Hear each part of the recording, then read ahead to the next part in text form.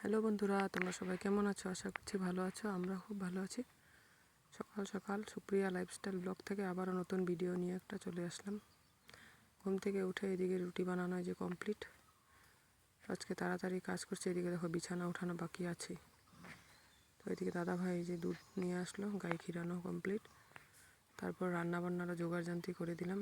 মাঝখানে দিয়ে দৌড়ে গিয়ে মেয়ের সাথে স্কুলে 1 ঘন্টা বসে এসে ওকেও দিয়ে আসলাম। তো আজকে ব্যাংকের কাজে অল্প বাজারে যাব। সেটা আমাদের এখানে কার্বি আংলংয়ের বালিপাথার বাজার। তো ব্যাংকে কিছু কাজ আছে, তার জন্য রান্না না করে গেলে ব্যাংকে যে কত সময় লাগবে কোনো ঠিক নেই। তার জন্য রান্না বান্না করে যাচ্ছি। খাওয়া দাওয়া করিনি জানো। আর তারপর এত খিদা পেয়েছিল, অনেক দেরি হয়ে গিয়েছে। বাড়ি আসতে আসতে প্রায় 4টা। সকালেও ভাত খাইনি, 2টো রুটি খেয়েছিলাম। 2টো রুটি সকালে খেয়ে কি 4টা পর্যন্ত থাকা যায় বলো? অনেকে থাকতে পারে, আমার দ্বারা হয় না কেন? আমাদের তো গ্রামে বাড়ি না, কাজ তো প্রচুর। শুধু রান্না খাওয়া দাওয়া করলেই তো আর হবে না। সব কাজ একা হাতে দৌড়ে দৌড়ে করে গিয়ে তারপর ঘরের থেকে গিয়েছি প্রায় 1:45 বেজে গিয়েছে। তারপর এদিকে যে সাজনা দিয়ে ডাল রান্না করে গিয়েছিলাম। তো সাজনা তো আর 2 দিনে তারপর নয়, শেষ হয়ে যাবে, তারপর তার খেতেও পাবো না। তো তার জন্য সাজনা দিয়ে এদিকে ডালটা রান্না করছি। এখন দুধটা জাল করে নেব। মাঝখান দিয়ে মেয়ে স্কুল 9:30টার থেকে, ওকে স্কুল দেওয়ার আগে আমার সব রান্নাবান্না কমপ্লিট। রান্নাঘরের কাজ মোটামুটি কমপ্লিট। তো এই যে সাজনা দিয়ে দিয়েছি ডাইলে। আর ওইদিকে পাশে দুধটাও বসিয়ে দেব। দুধটাও বসিয়ে দিলাম। আজকে দুধ খুব কম দিল গরুটা। আস্তে আস্তে এখন বাছুরটা বড় হবে, দুধও কমে যাবে। তারপরে যে বাবা মেয়ে খেতে বসেছে। যে বাবা দাদা ভাই খাচ্ছে রুটি আর দই দিয়ে, আর মেয়ে খাচ্ছে যে টমেটোর চাটনি দিয়ে রুটি। দইটা ওকে দিইনি, ঠান্ডা। এই যে মেয়ের স্কুল অঙ্গনবাড়ি, দেখতে পাচ্ছ কত সুন্দর করে বানিয়েছে। নতুন যেদিন উদ্ভাবন হলো সেদিন তো দেখালামই। তো এই যে পাশে একসাথে স্কুল আছে, ওখানে ওই বড় স্কুল আছে, বড় ক্লাস। তো এইটা তো অঙ্গনবাড়ি জানোই, অঙ্গনবাড়ি সেন্টার। তা এখন ওই রুমটাতে ক্লাস করা হয়নি, এখনও পুরোনোটাতেই করছে। তো তারপরে দেখো মানি প্লান্ট গাছটা স্কুলের কত সুন্দর হয়েছে, দেখতে পাচ্ছ, খুব সুন্দর।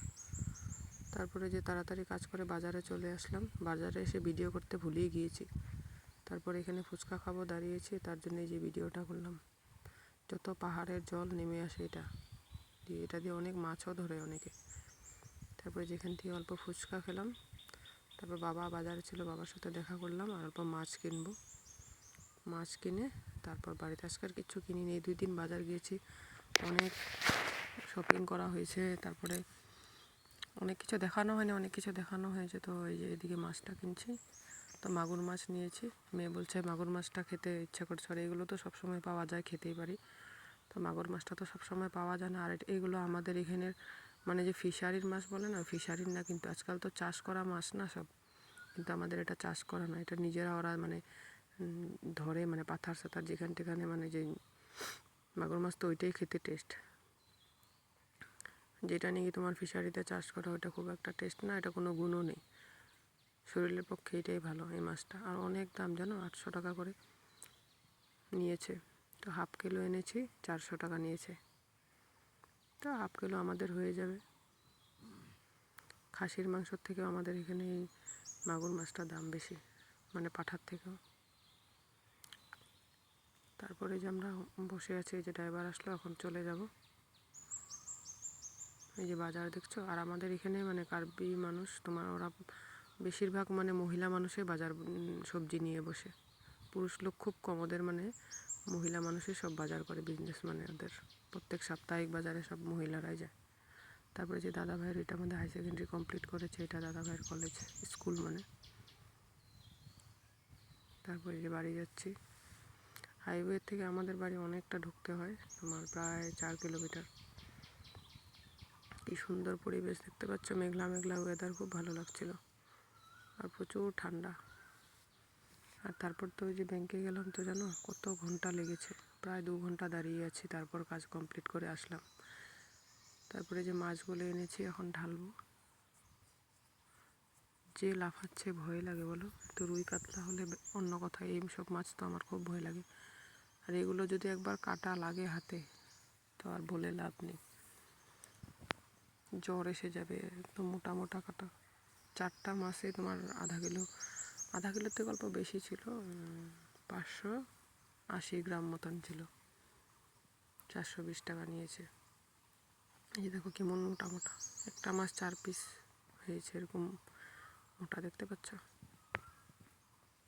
তো আজকে বিকালে এনেছি, তার জন্য রান্না বান্না করিনি। বিকালে এগুলো মাছ কেটে আবার কে চান করবে, একবার চান করে পুজো দিয়ে গিয়েছি, তো তার জন্য ঢেকে জল দিয়ে ঢেকে রেখে দিয়েছি। নেক্সট দিন রান্না করবো। এসে যে ডাল রান্না করে গিয়েছিলাম, আর এই যে পাঁপড় ভাজা করে মা মেয়েতে খেয়ে নেব। দাদাভাই একটা কাজে অল্প বাইরে গিয়েছে।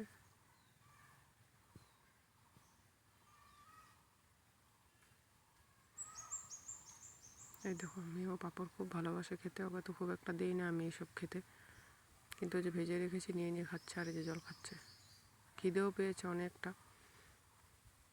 তারপরে এদিকে এই দেখো পাঁপড়ই খাচ্ছে, ভাত দেওয়ার টাইমও দেয় না আমাকে, জলদি করো করছে। তারপরে যে ভাতটা বেড়ে দিলাম, ভাত রান্না করেছি ঠিকই, কিন্তু খেতেই পারিনি, অনেক আধা ভাতও খাইনি, সব ফেলে দিয়েছি, খেতে পারিনি। তারপর মামাদের বাড়ি মুরগিগুলো আছে, ওদেরকে মেখে দিয়ে দিয়েছি। আজকের ভিডিওটা এই পর্যন্তই, বাই বাই।